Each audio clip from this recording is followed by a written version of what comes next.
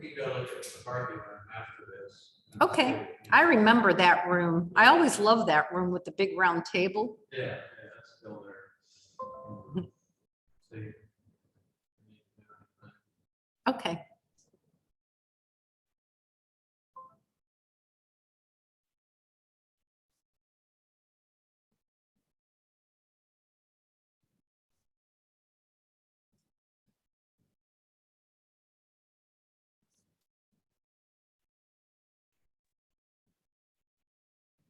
MaryAnne, hi. Hi, how are you? Good. I'm Ilse Fender. I'm part of the IPM staff. It is so nice to virtually meet you. You too. I have definitely heard communicated. so many wonderful things about you. Oh, thank you very much. Gosh.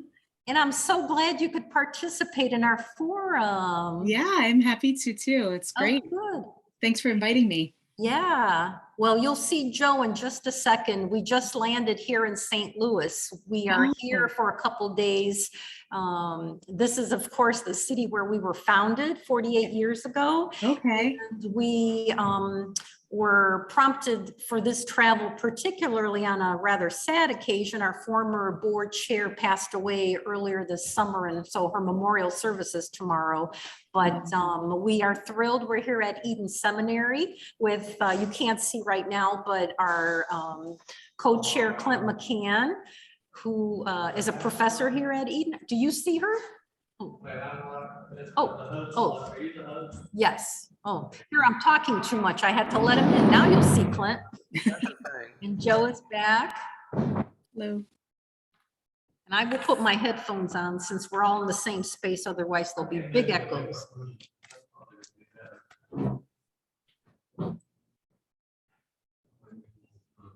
Oh, Carol is joining us. Okay. Thanks, Clint. He's going to another room, so there's not too much of an echo. You know, all this technology, MaryAnne, oh my gosh. I know. Yeah, the virtual forum link. Yeah, not the 5. Yeah. Hi, Carol. Good morning. How are you? We're doing better, thank you. Oh, good. Well, you look wonderful. I'm tired, but other than Aw. Well, Joe and I are in St. Louis, so we're pretty tired too. We got up at like 4 o'clock to get on a flight here. So we're thrilled to be here in St. Louis, and we're at Eden Seminary, and yeah. Hi, Mahesh. Can you hear me? We can. Hey, MaryAnne, we always joke because when we have our forums, it's so exciting to always connect with people all across all the different time zones. So Mahesh is in India, and Carol is in Chicago. And now, are you in Massachusetts? I'm Yes, losing I track am. of, yeah. And Joe is logged on. Oh, he's still connecting. Good morning. Oh, good. Oh, okay. All right. Okay. Oh.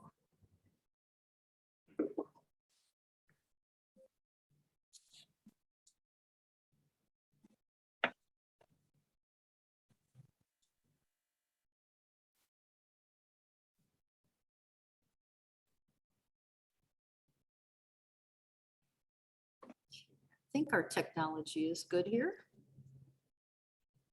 Boy, Mahesh, you have the big IPM sign. Yeah, that's cool. Yeah. I was trying different backgrounds and I said, why not this? So feels good. Yeah. Did you It's have actually a sticker on my cupboard, actually, but it looks big. Oh, yeah. Hey, Mahesh, did you have a good birthday?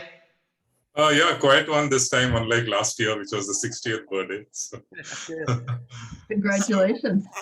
Thank you. Yes. Just Happy Meena, birthday. Megha came in from Bombay. My daughter came in, and just a few close family members. Very good. And thank you for all your birthday wishes and blessings and greetings. Means a Good lot. to see you. Thank you for being born. As Carol knows, I have nothing to do with that, right, Carol?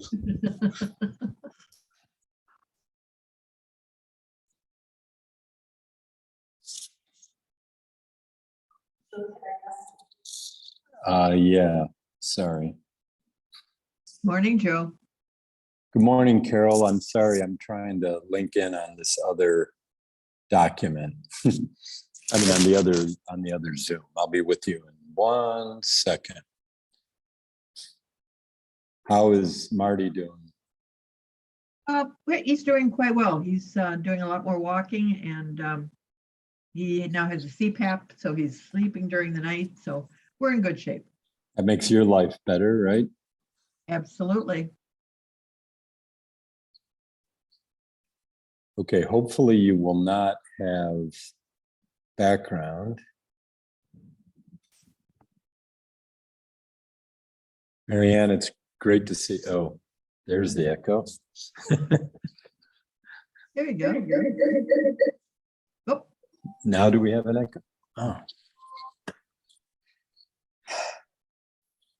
I'm Nice gonna, to meet you. I think that might.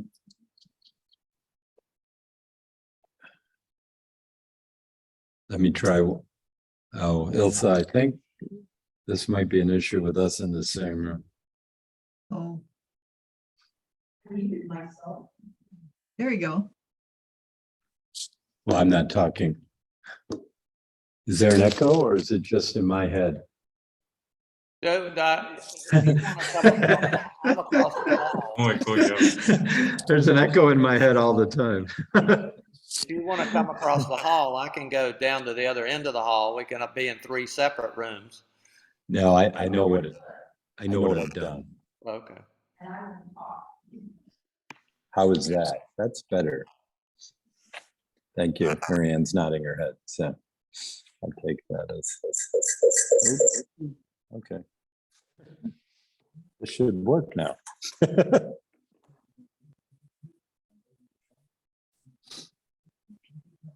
It's great to have people all over the country. It'd be nice if we had some more people, but we're still a little early, I guess.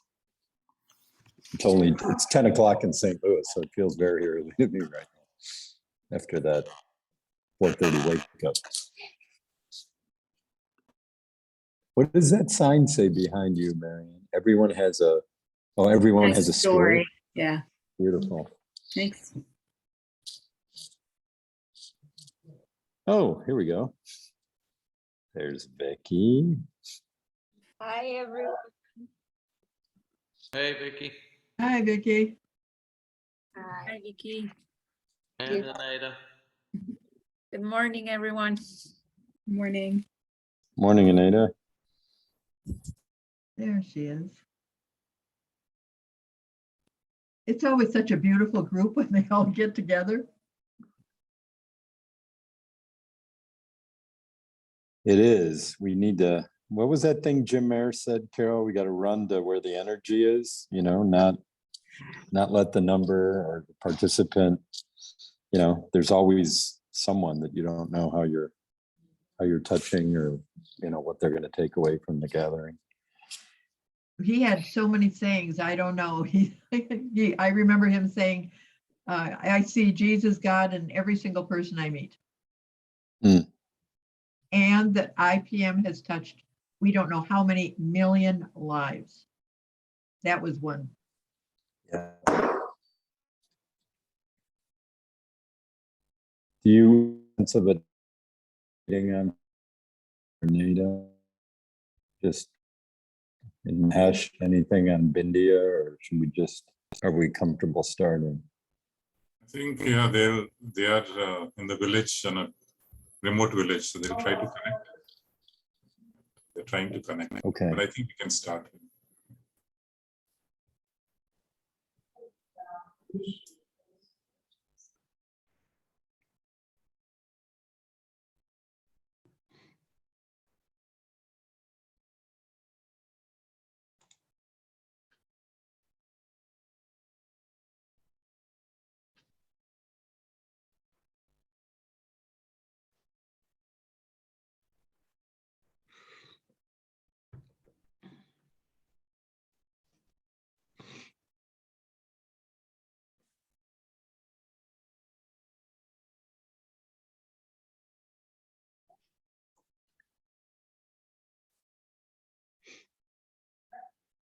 Okay, Vicky, are you gonna start or would you like me to start?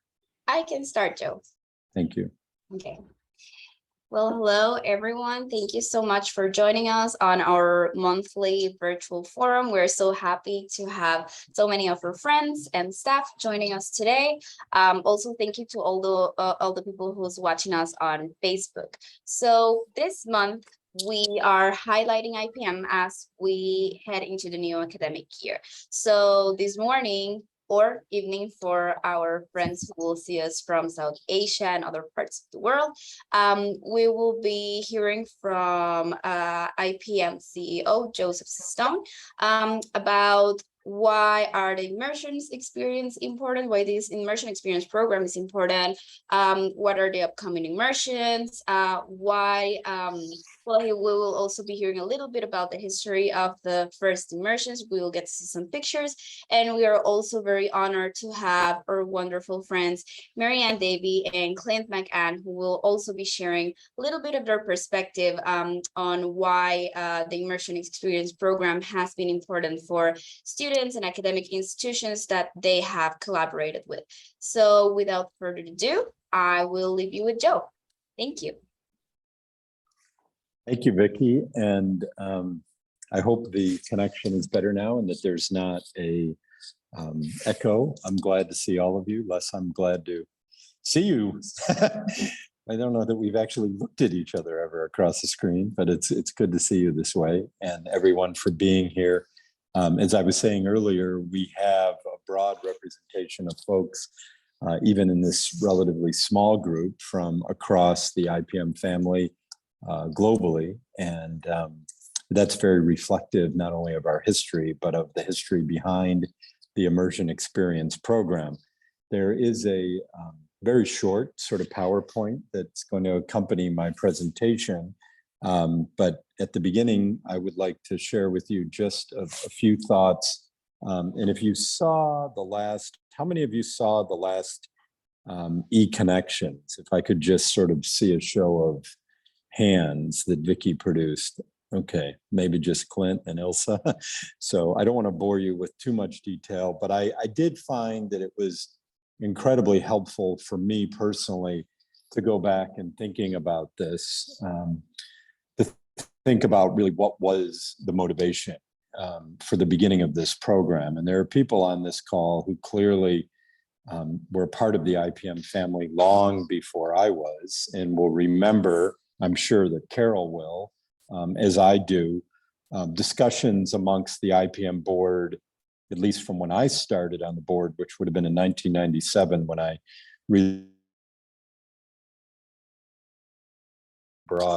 working abroad for 7 years, that there was conversation about what a mission trip might look like. And I use the term mission trip intentionally because that's the way that we really thought about it. And there had been some fits and starts, particularly in partnership with Augsburg College's Center for Global Education, that IPM was one of the founding funders of, I should say, to see what that might look like if IPM would plan its own experience.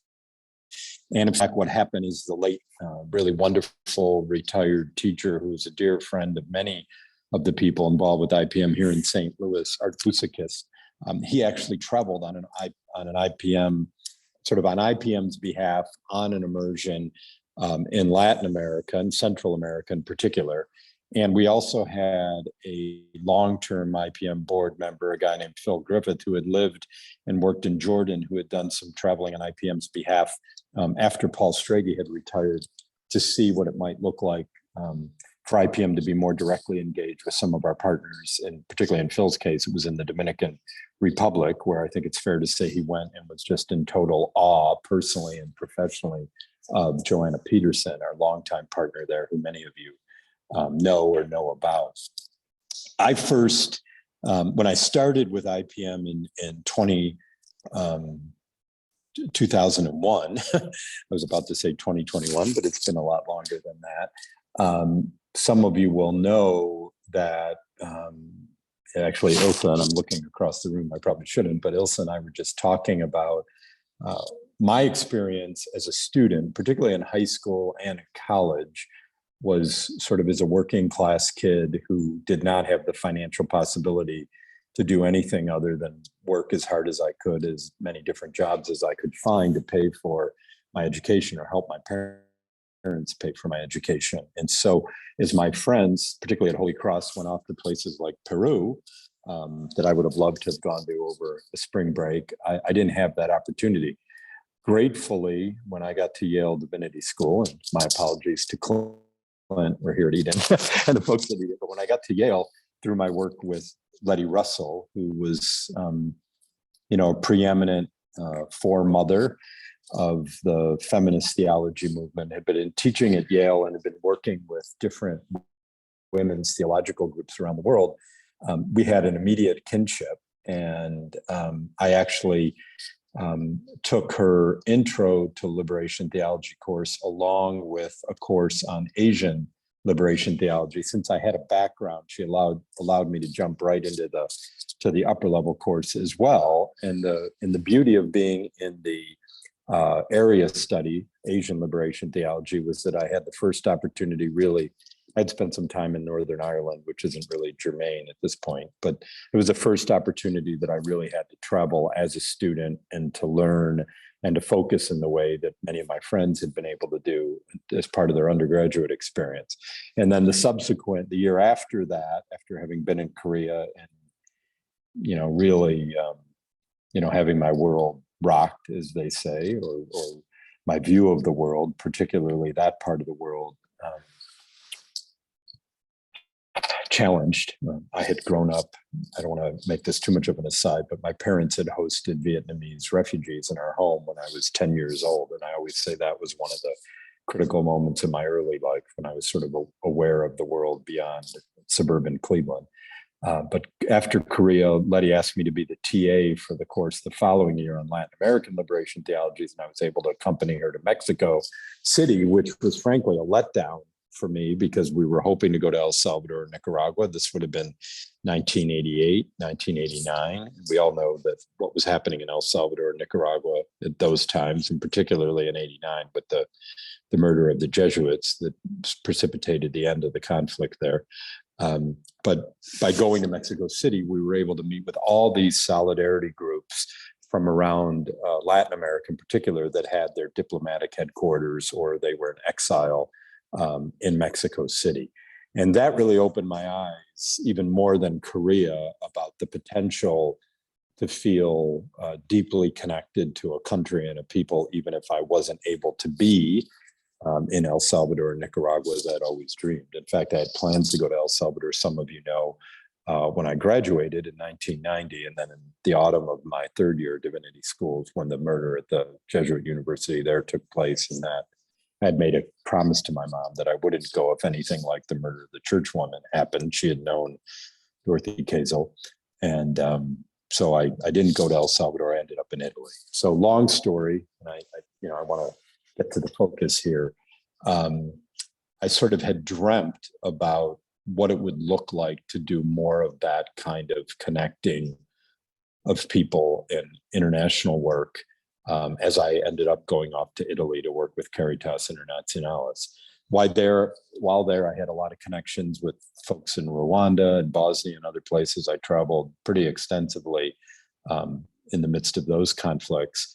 And so when I came back to the States in 1997, was asked to be on the IPM board, heard both Phil and Art talking about their experiences traveling on IPM's behalf, and their frustration, frankly, and not being able to get a delegation together. I sort of, put that all in the back of my mind. And a few years later, when Bernie retired and I was asked to be the executive director, the first thing I sort of said is I really want to explore this, what this might look like for IPM to do this in a more deliberative way, thinking that we would partner directly with the Center for Global Education at Augsburg, which is in Minneapolis.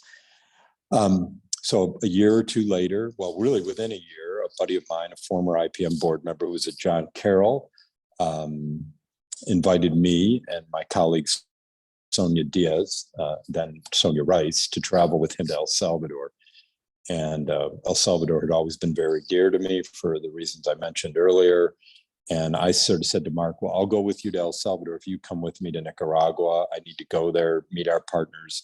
And I want to see this Casa Jaime Mer, the house of Jim Mer that was named for IPM's co-founder, the Reverend James Mer. And, you know, I think all of us as we age can point at times in our lives where there were really seminal moments and our life took a completely perhaps unplanned direction after an experience. And Korea and Mexico were to a certain extent that way, but that El Salvador, Nicaragua course was unlike anything I ever experienced. So I did that with Mark, and then I had the opportunity to go to Rwanda and Kenya. I wrote about this in the last eConnections. And on my way back from Kenya, to save money, I had driven to Logan Airport in Boston and then flown to Africa. And on the way back, I was meeting the late chaplain of Holy Cross, Kim McElhaney, who was, you know, a dear friend and mentor of mine. And she and her spouse, Tim, and I had dinner together at their home that night. And she was intrigued by what I was telling her about Kenya and Rwanda. And she asked, could you take a Holy Cross group there? And within a year, through the partnership with Mark and John Carroll and Kim's real interest, IPM was already planning immersions. And I think you can see some of those early photos on your screen, to Kenya, to El Salvador, and to Nicaragua. And then soon thereafter, we expanded further to India. That part of our programming really took off when we received a significant grant from the Singing for Change Foundation after the tsunami, which is when I first met Mahesh, who's on the call. And pretty soon, we were almost doing more immersions than we could handle. And in 2006, handle well, I should say, we were growing in really exciting ways. And so in 2006, we went through a process that the Cleveland Foundation funded with Community Wealth Ventures, sort of organization that had been spun off of another nonprofit that was set up really to implement sort of ways for nonprofits to respond to what had been a cover story in the Nation magazine that said it's time for the revolution to pay for itself. It's time for the revolution to pay for itself. And the idea was that nonprofits, you know, during the Reagan Bush era in particular, and then the second Bush, who was president when I began, had to look at, began with IPM, had to look at how they were going to fund their operations and their mission. And so we went through that process, and on your screen, you can see Laurel Demansky, a very young Laurel in the midst of an even younger with hair, Joe and Julieta Borja. And we sort of decided, Laurel was our point person working with Community Wealth Ventures. And we basically developed a business plan that would have allowed us, if things hadn't changed in a few years' time, to basically scale up to 48 immersions a year, with the goal of covering all of IPM's operations, all of IPM's project partner payments, and IPM's international staff. Julieta was the first person we hired. She's on the left of that picture at left, very young. Vicky, I think, was shocked when I showed her this picture. I said, Julieta's probably now my age. Well, she's older than I am in that picture for sure. We're about 7 years apart, but we're both, you know, late 20s, early to mid 30s. At the time, and allow us to hire Julieta in El Salvador. She was then joined by a woman named Wawera, who was a student that came to IPM from the Gregorian University in Rome as our Kenyan regional coordinator, and then Mahesh in India. And so pretty quickly, we had these 3 regional offices, and we were expanding so quickly that we were even dreaming about, okay, that's our Central American office.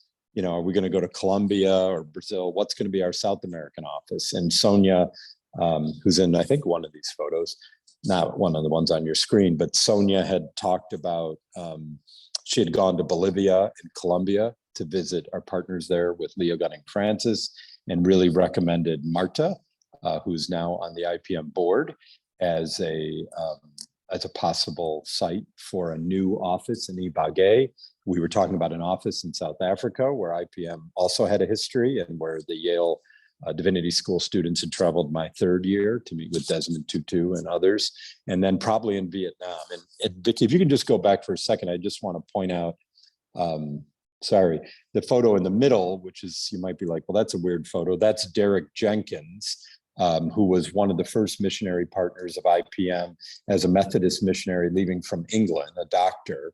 And we visited the Mary Jenkins Hospice as part of the Kanyakumari Health Trust in South India, and named for his spouse who had passed, and worked directly under Dr. Charles, who was our primary partner in our response to the tsunami. The woman at left is Lanita McCoy, who volunteered with IPM for quite a while. She's the mother of Anita, who was on our board, and she was living in England at the time.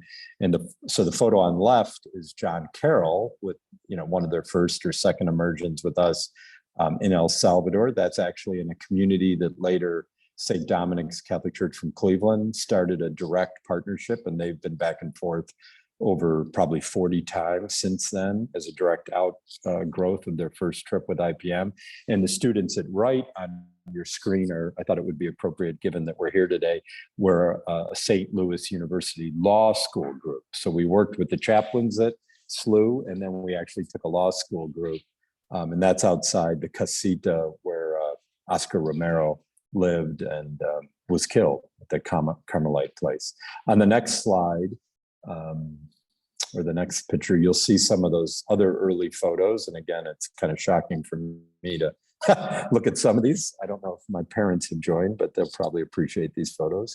Some of the folks on the call I didn't even know in those days, but the upper left was a trip with Catholic Memorial, a longtime partner of ours in Boston through Jim Keene, who was eventually a board member. Jim McGonigal, who's the taller guy next to Julieta in the picture, is now at MIT and exploring the possibility of post-COVID immersion experiences with IPM. The photo in the middle is a very young Sonia with Bree and Sophie, two young women from the Bride Rescue Program at the AIC, African Inland Church School for Girls in Kajiado, Kenya.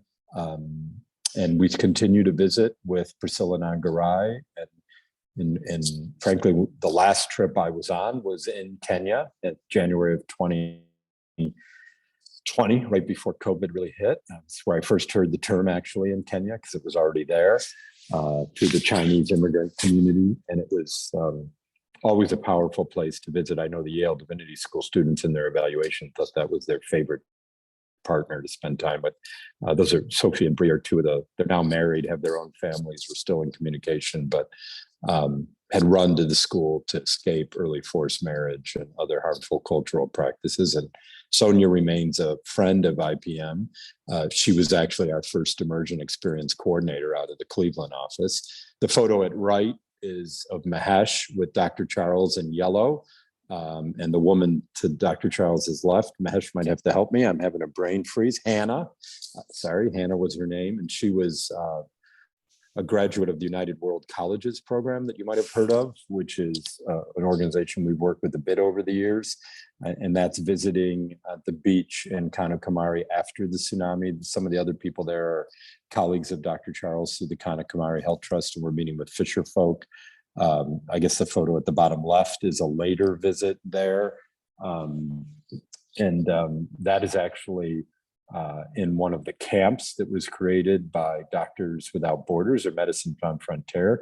And that's when I first sort of experienced one of the real critical issues that IPM has wrestled with over the years. The woman that was directing that camp was furious that I was there and basically wanted to evict me from the camp. I can see Mahesh smiling. She came over and was like, "What are you doing here? This is our camp." And I'm like, "Well, what do you mean this is your camp?" And she's like, "Well, we set up this camp. You can't be here if you're from another NGO." And I'm like, "Well, I'm actually with that lady, the one in the upper right in the yellow, who's been probably was the doctor that helped give birth to all of these children. She's been the doctor in this community for over 4 decades. And you mean to tell me that she and Mahesh aren't allowed here as Indians who have known these people long before you have, and you're barring us from being there?" And that, it sounds kind of funny now, but that's always been part of our immersion experience debate very early on. One of the readers of a early environmental scan and perceptual analysis as part of our strategic planning process suggested, as we were going through that business plan that I mentioned that Laurel coordinated, well, maybe IPM should just do immersions and then you go visit Catholic Relief Services sites or Lutheran World Relief or Islamic Relief or Jewish World Relief, whatever. Why do you, that's your niche. And the response of the board at that time was, well, no, our niche is actually that you're going and you're spending time accompanying our partners. And that's what makes what IPM unique. We're not just going and visiting a mission site. We're not just going and showing you around the country. We're not going on a work trip. We're actually going and spending time with and very intentionally learning from the people we're with. And those of you who've been a part of this program know how important that really Jim Mayer sentiment of North Americans humbly entering into partnership with our brothers and sisters around the world and gaining an understanding of the world from the perspective of justice and love has really been at the heart of this program. And I think the picture at right, I sent Vicki a bunch and she chose these, but it's one of my favorite photos, not because of the way I look, but because of the way it reminds me. That was probably my 10th, maybe 20th trip to El Salvador.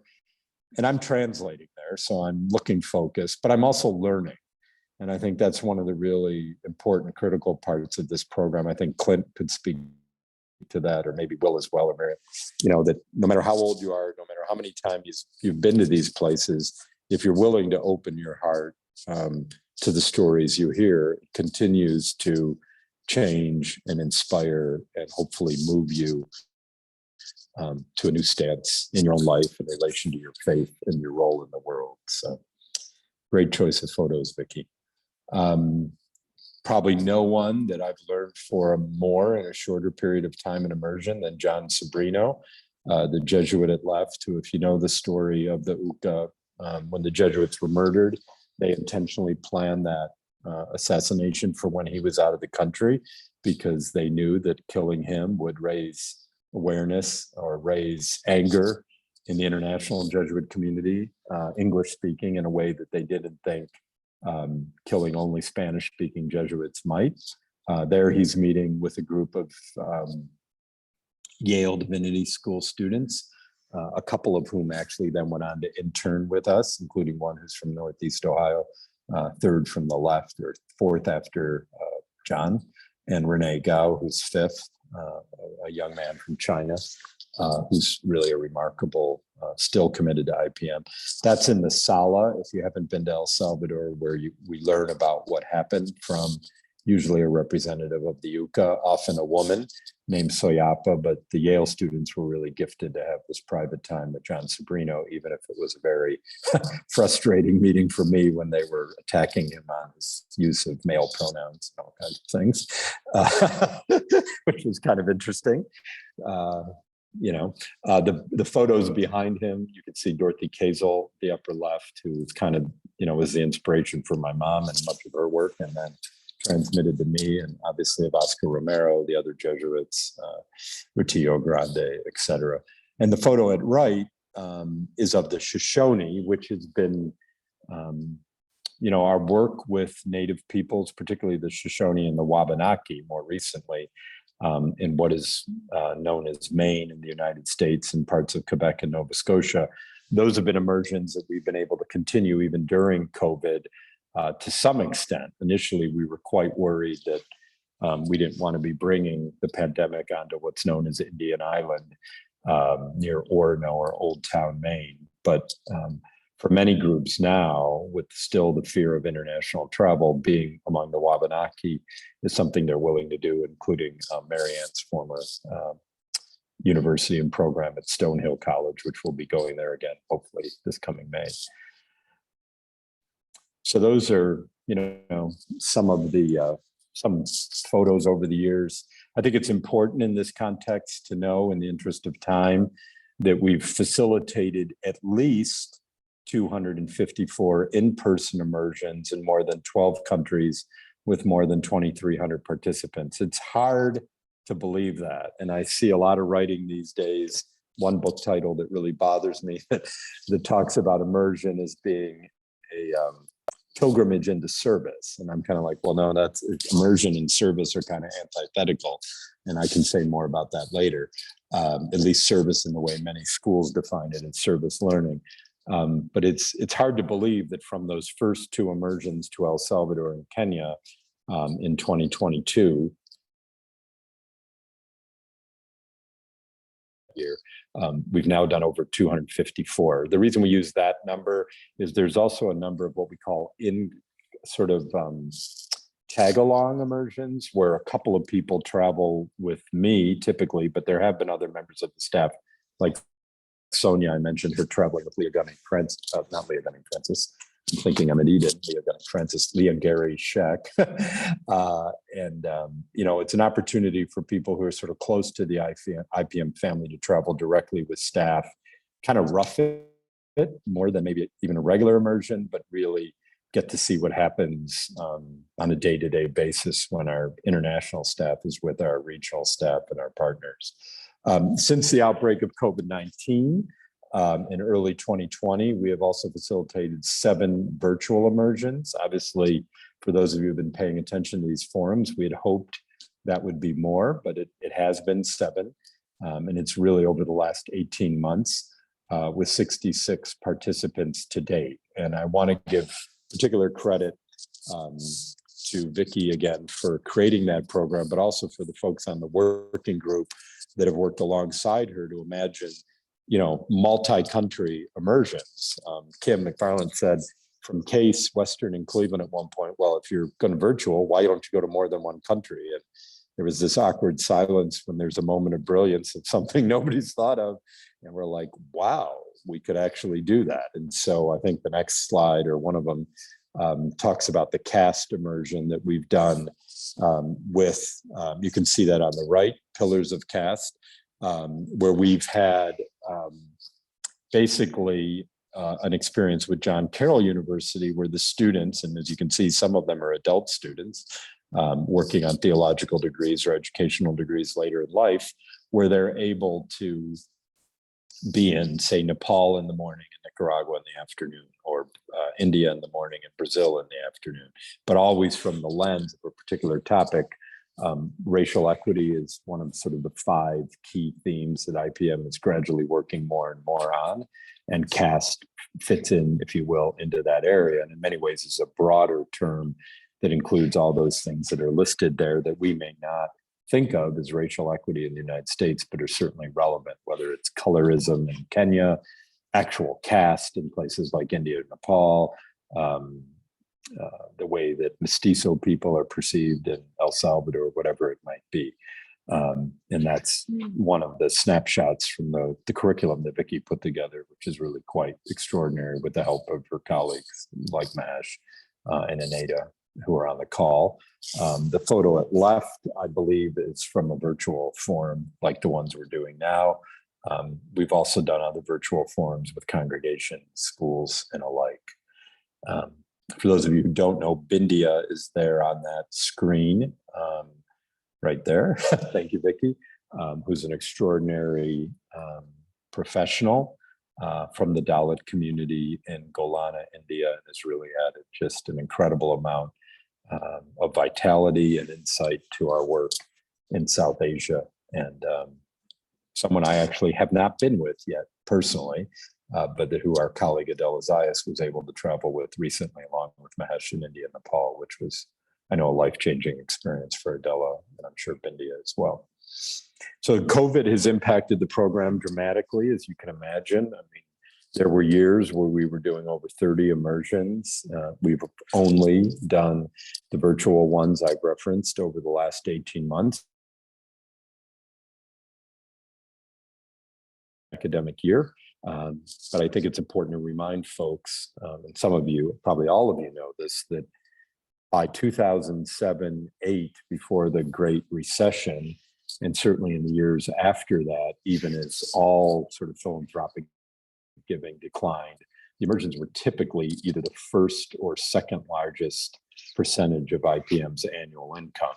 And so not only was that a very large number for us in just gross receipts, but it also allowed us to pay all the regional salaries, to pay the rent for regional offices, to make significant donations to our project partners, and often helped us turn, if you will, a generous donor into an extraordinary donor.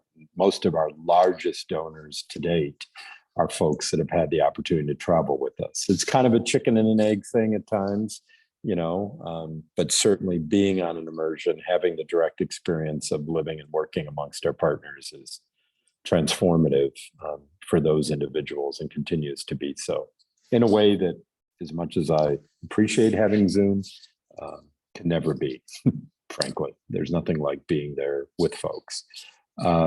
So, we're really looking forward to what's possible in the coming year. And if there's one thing, you can do for IPM is to spread the word that we are continuing to offer virtual programs that we think are relevant and are really helpful for folks that are not able to travel, not only because of COVID, maybe because of age or health issues, security issues, whatever it might be for them. We're going to continue to do the BEEPs or BIEPs, but we're also really looking forward to the opening of our international in-person immersion experiences. So we have a very exciting one coming up in El Salvador, which will be the first time I've been there in quite some time, certainly longer than any time during my 21-year tenure with IPM. Where we will be there for the anniversary of the murder of the 4 church women, but also to be alongside partners we haven't been with for years, other than the Latin American staff, obviously, directly. And for some of us, there was one of the probably the largest motivation to go at this particular time is our colleague and dear friend and future soon-to-be IPM board member, Fatima Pacas, will be getting married at the Jesuit University of Central America on the 3rd. So I'm excited to be able to participate in that celebration with her and her partner, Luis. Vicky will be leading a group to Colombia in February. We are also going to be offering another of the CAST VIEPs, which has been really popular. And I'm sure Vicky would happily share with you more information about that if you're interested. We'll have an in-person immersion to Italy after Easter and Passover later in the month of April. And that is already about half full from longtime friends of IPM in Northeast Ohio. Terry Antonucci, many of you will know that name. Stonehill College, where MaryAnne was for many years, is planning on traveling in May of 2023. I believe that's a Wabanaki experience. And thank you, Vicky. We have an open trip that was actually scheduled for June of 2020 that never came off, but a similar group of people. And again, these are open, as we call them, donor and friends trips to Kenya in June of 2023. And then we also have 2 Methodist churches from the Alexandria, Virginia area who will be traveling to El Salvador in July of 2023. And very exciting, Julio Hernandez, who's also going to be joining our board in the next year or so, is a Salvadoran American, and he, was brought to the United States at a very young age. He's organizing that experience for other young people like himself. I mean, he's in his 30s, but that's young to me these days. He's going to be offering a trip for other children who were brought to the United States at a young age, or perhaps were even born here of El Salvadoran ancestry, have never had the opportunity to go back. So it's really a wonderful opportunity for folks in 2024 to have that experience, and also ties into one of the long-term dreams of ours, which is connecting the immigrant communities in the United States, whether they're Indian, Kenyan, Salvadoran, whoever might be in the diaspora, to allow them opportunities to get back to the countries of their birth or their family heritage, and to give back to the communities from which they came. So we're really excited about that. But it's still a struggle. I don't want to sugarcoat this. We're way below the numbers we would have been at this time if it hadn't been for COVID. And I'm in the middle of a conversation with one of my alma maters, Holy Cross, and Clint and I were talking earlier about Eden. I know for many institutions, there's still a great deal of fear. Yale Divinity is not going to be doing anything this coming academic year. So there's probably 3 institutions and 4 or 5 immersions right there that we could have counted on this academic year that are certainly not going to happen. And, you know, crassly, that's probably close to $250,000 in income that IPM will not receive. So I want to continue to encourage you to spread the word. We're going to be meeting with some folks in St. Louis tonight to remind them that immersions are up and running again. And if you're not able to travel, to recommend that. I know as Carol has done to her pastors as a possibility for further engagement with IPM, but also to look at the opportunities related to the virtual programming that I think, as much as many of us are wary about being on Zoom these days, and I can see that in my own eyes this morning, that we're, you know, those experiences can be transformational. They're not the same as being in country, but they really can be transformational. The plaque at the Casa Jaime Mer in Managua, Nicaragua, I was sharing with an old, really a founder of IPM, George Herbeck, and his spouse, Stephanie Morrison, who has a long history with us as well. And that the plaque at the Casa Jaime Mer says that Jim Mayer taught the Lutheran Church that it ought to be about a process of liberating education where North Americans are exposed to the global realities of poverty and injustice and challenged with a new vision of society grounded in justice and love. And that's really still at the forefront of this program. And I hope those of you who haven't had the opportunity to travel with us will do so, or that you will consider participating in a virtual program if you're not able to be in El Salvador or Kenya or India with us in the coming year. So thank you for your attention. I'm happy to answer any questions, but I think at this point, we want to turn it over to MaryAnne and Clint for their personal perspective. Thank you, Joe. I think we will go with MaryAnne first. Thank you. Thank you so much for having me. My name is MaryAnne Davey, and I've worked with immersions with IPM from both Stonehill College in Massachusetts and also from Salve Regina in Newport, Rhode Island. And a couple of the sites that we worked with were in Dominican Republic, focusing on women's empowerment and microfinance, also with the Wyoming and experiences in Maine with the indigenous community rights, specifically with Wabanaki community. And then we also did a virtual immersion in El Salvador with focusing on liberation theology just this past year. And I have to say, I hadn't actually engaged in the virtual immersion experience in the same way that I think the students had done it with the DR the year before. And it was very transformational. I mean, we really did feel like we were there. And also Vicki and Anita did such a good job with making sure that there were breaks and understanding of how to utilize the virtual format. So we walked away feeling like we built relationship and had that great experience. So in terms of these experiences from the perspective of the institutions, I'd say that one of the pieces that's really powerful is that it's critical for the development of the students and the formation of the human person. I found that these experiences really are an opportunity to live out the values of the institution or the sponsoring religious organization. And at Stonehill, the education was a focus on the education of the mind and the heart.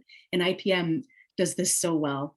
And I think that there was a great preparation for the students prior to going, but also in tandem with the student leaders, because the student leaders really run these preparation meetings and seek to learn from IPM, from the partners, in ways that help to create a great educational experience. In addition to that, the education continues throughout the time that the students are participating, and as well as critical reflection. So reflection is always baked into the experiences of immersions that I've run with students, but in particular, IPM has done that really well for our experience. And this is the place where the education might be happening, but it's in that direct experience where the education of the heart is happening. And through the reflection and the building of relationships, students start to understand what it means to really feel in communion with those they meet. And that education, happens where their heart is touched by that direct experience, and it helps to challenge their mind to change.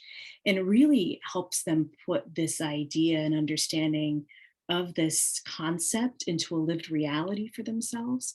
And also I've seen students really leave the institution able to articulate what it means to have this kind of education through this immersion experience.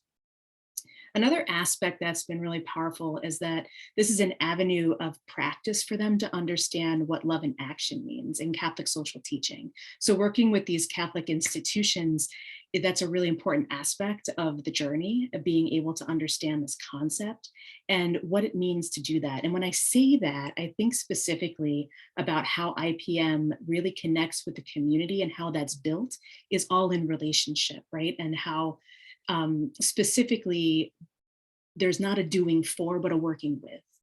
And that's critical for understanding. I mean, and that really came across, it always comes across with being in person, but it really came across as well with our immersion as well. So I think in El Salvador, that was really powerful. And I always utilize this helping versus serving article with Rachel and Naomi Remen in preparation for these experiences.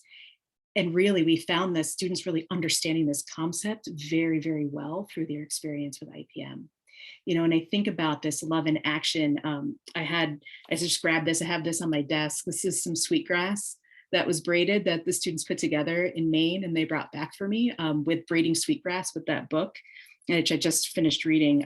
But I have this as an understanding of that relationship that's built and knitted together. They learned about, I remember them coming back and just telling me about the trees and about the extinction of certain trees and the communities and the beetles. And then we got to watch these people when they were making these baskets and what that concept means, and I had those memories as I was reading the book, that they gave me. And I keep this out, remembering the love that was braided together, but also the relationship that was created. Another piece that is really important, I've found as well, is an opportunity for the college students to really see the assets of the community and assets of community, what the whole concept is of that. There is such a dearth in understanding that I found with college students and even understanding what it means to really rely on one another in this way, especially now having gone through the pandemic when everyone was so focused on themselves here. What does that really mean? And so I had two business majors that had gone, women who had gone to DR. And when they came back, they were sharing about their learning with the dean of the business school.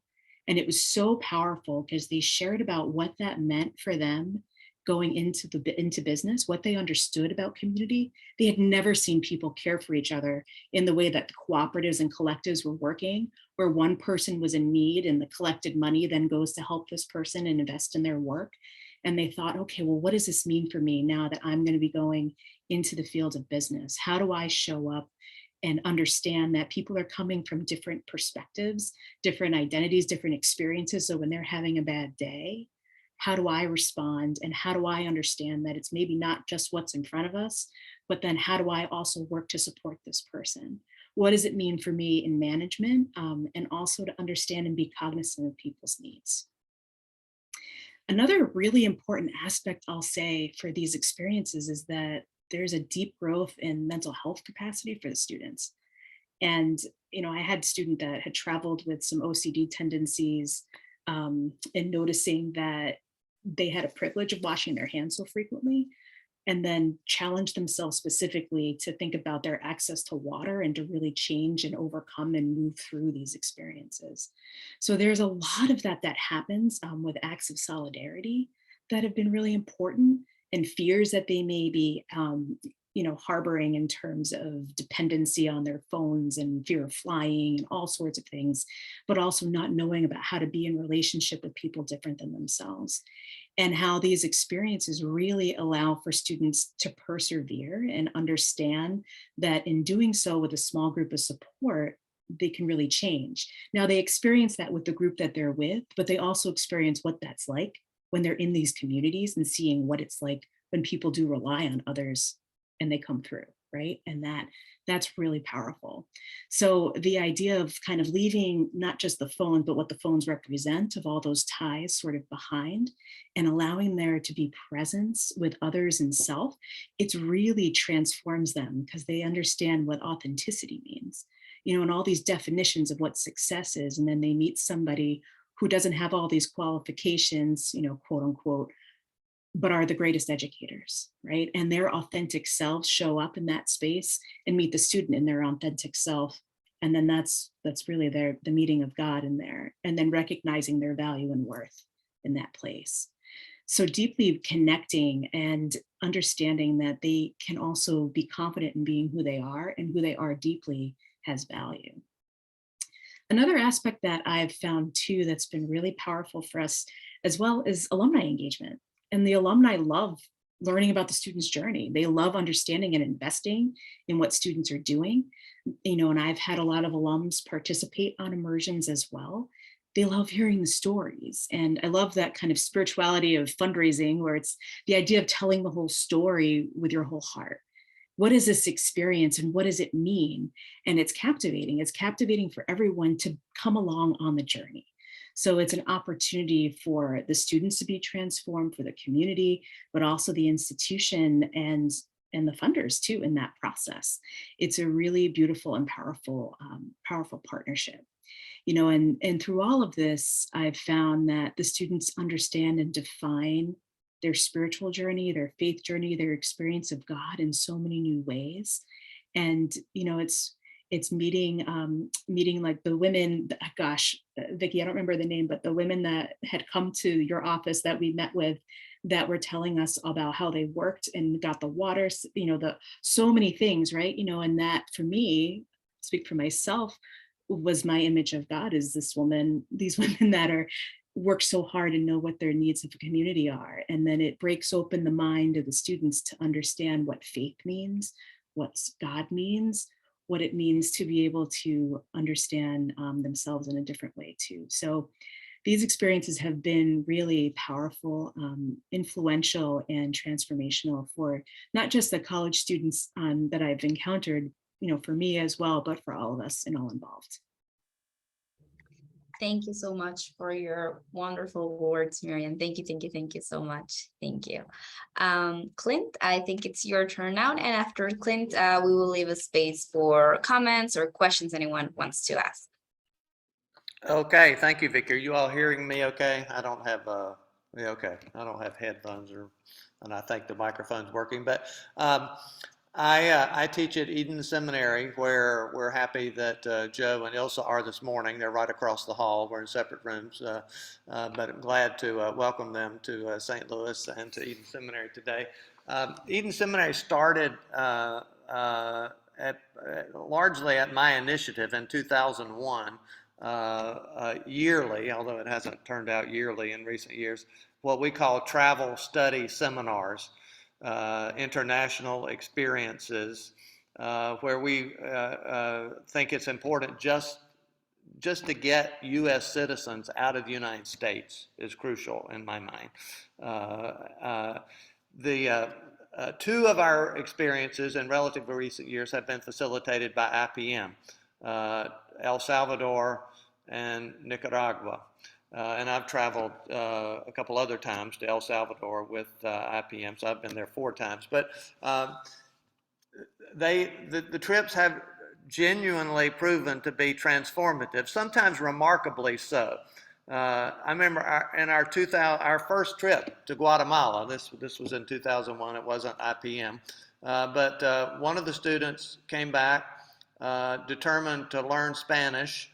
And ended up being, and she did, and ended up being a mission co-worker of the United Church of Christ and the Disciples of Christ as a partner with the Pentecostal Church in Venezuela. Another participant in that trip came back, sold all the family's furniture, volunteered as a mission person, hopefully to go to a Spanish-speaking country. That didn't work out, so he ended up being a seminary teacher in Lesotho, of all places, learned the native language, became an expert in what is now known as popular readings of the Bible. That is people's readings of the Bible. That is reading the Bible with ordinary folks, not with just other biblical scholars. So at any rate, there have been some remarkably transformative experiences in our travel study seminars, or as IPM calls them, our immersion experiences. Not all the stories are that dramatic, of course, but always they are transformational. I think of, you saw a picture of John Sabrino a while ago. Our last trip to El Salvador with IPM, I got to meet John Sabrino. I didn't get to hear him talk or do a seminar or anything like that, but it was transformative for me just to shake hands with him and to tell him how much I had learned from his writings and all of that kind of stuff. But at any rate, Sabrino, in one of his books called The Principle of Mercy, and it's not just he that talks about this. There's other Latin American theologians as well.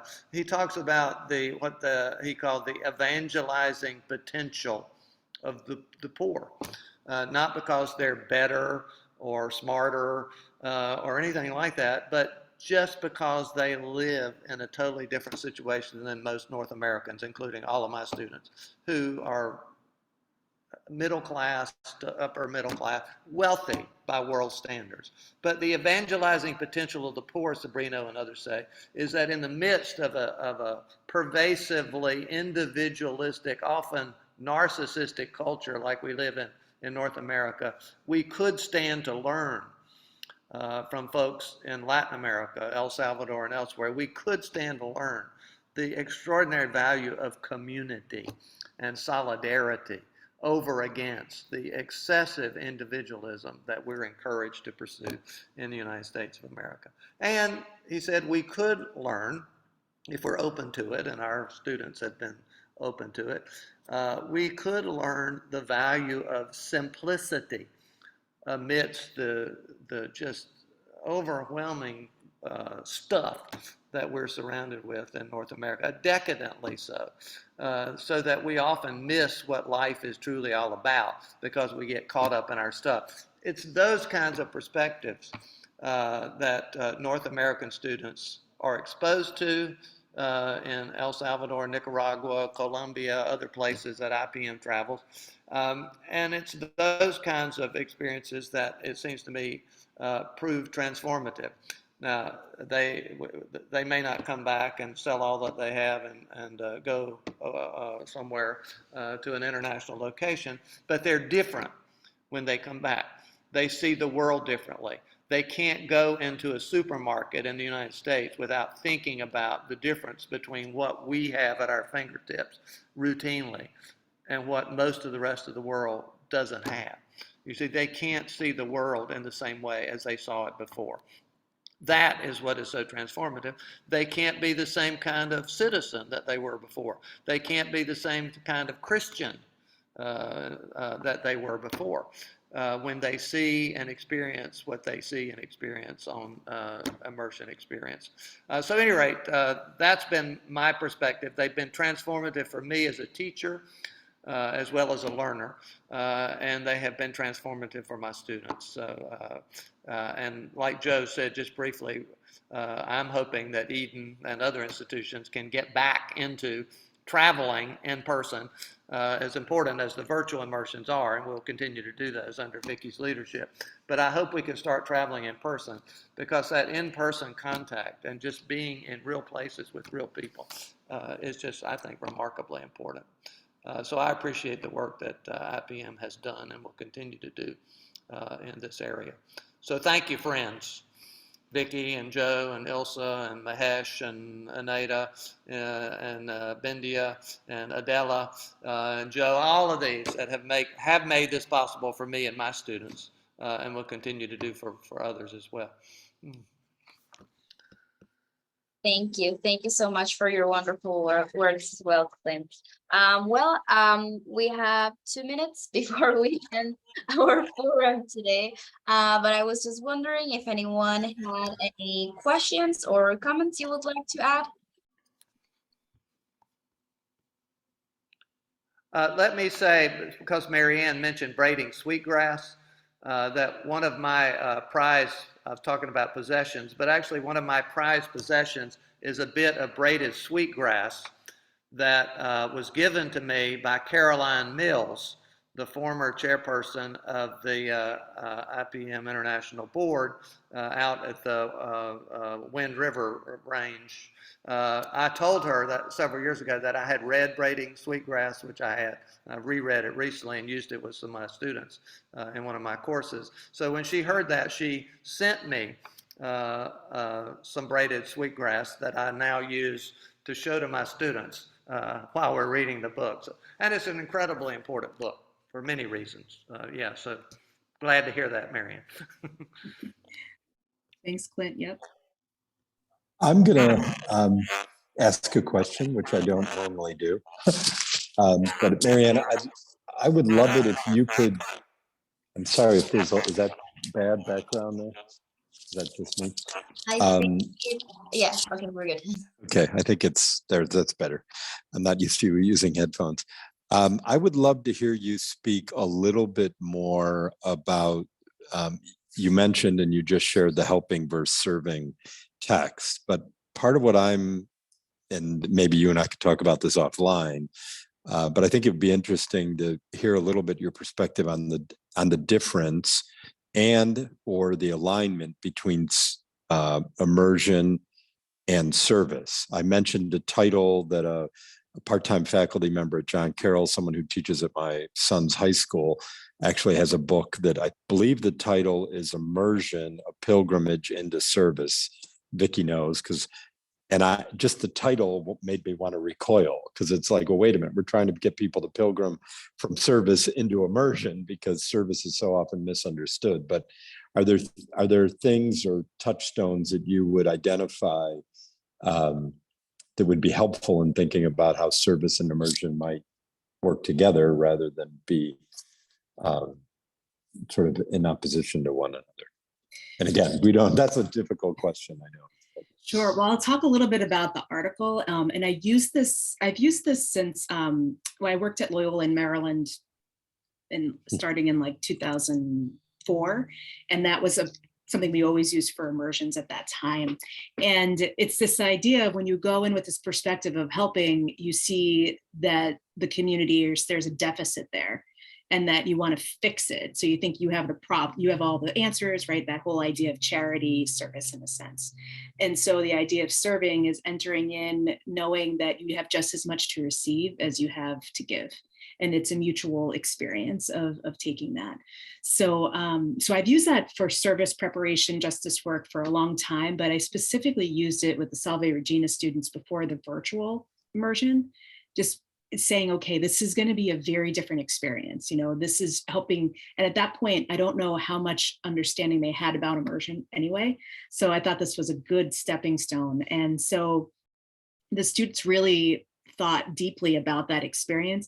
And it was interesting, even in the final reflection, when I talked with them a couple weeks later, they said how IPM really taught them about the difference between helping and serving, and that this idea that it's in relationship that the transformation happens, and it's in being with people and understanding and listening that really that growth can happen.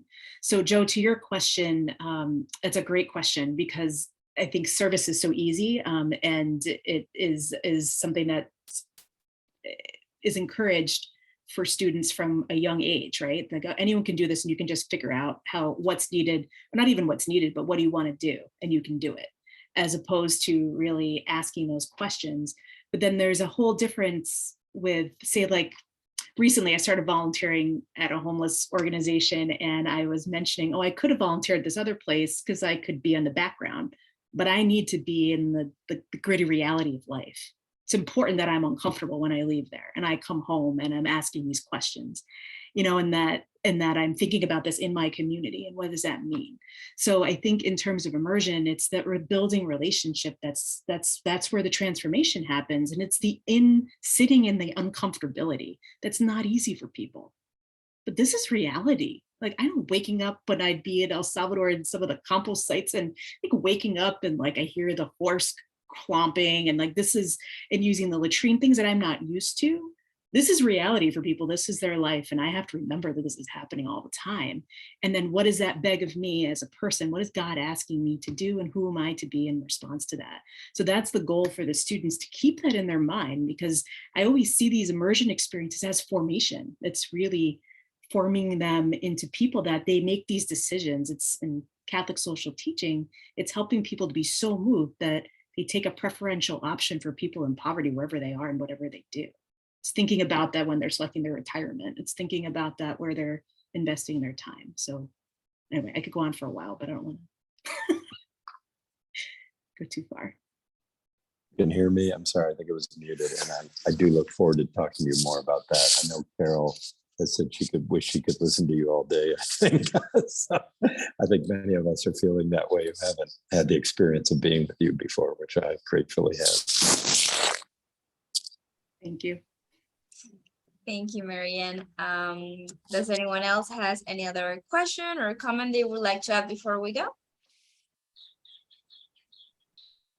If I could, and I hope there's not an echo, but I just wanted to say and to really thank you, MaryAnne, and you, Clint. I've had the privilege of hearing Clint before, and I know what an amazing speaker he is and how much he really resonates the mission and work of IPM. But MaryAnne, only having heard about you and how wonderful you are, it was such a privilege to hear your words and your reflection on the value of IPM's immersion. So much of what you said, I thought, wow, this person, we need to be quoting some of what you were sharing, because it really speaks to the heart of our work and the impact and the transformative nature of this experience. So thank you for so eloquently, putting into words that kind of experience that is so difficult to sometimes fully describe. So we are very grateful to you for your continued support and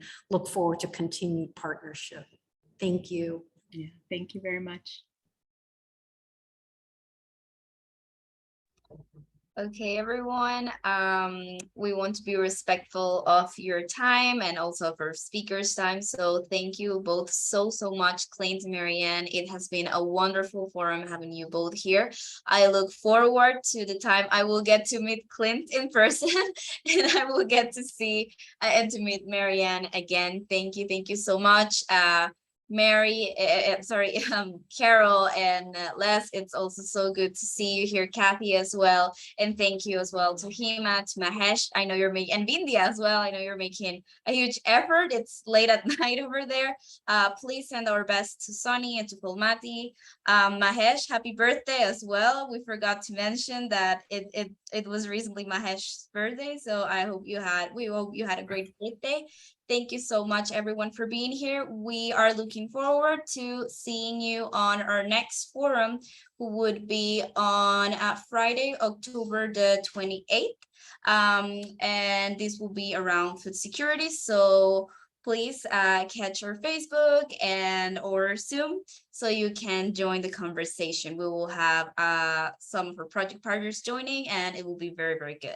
So yeah, I will now let you all leave. Thank you so much, and I hope you have a wonderful rest of your day. Take care, everyone. Bye-bye. Thank you, everyone. Thank you, Vicki. Bye. Thank you, everyone. Thank you, Clint, MaryAnne. And safe travels, Joe and Ilse. All right, Vicki and Thank everybody, you. take care. Thank you. Everyone.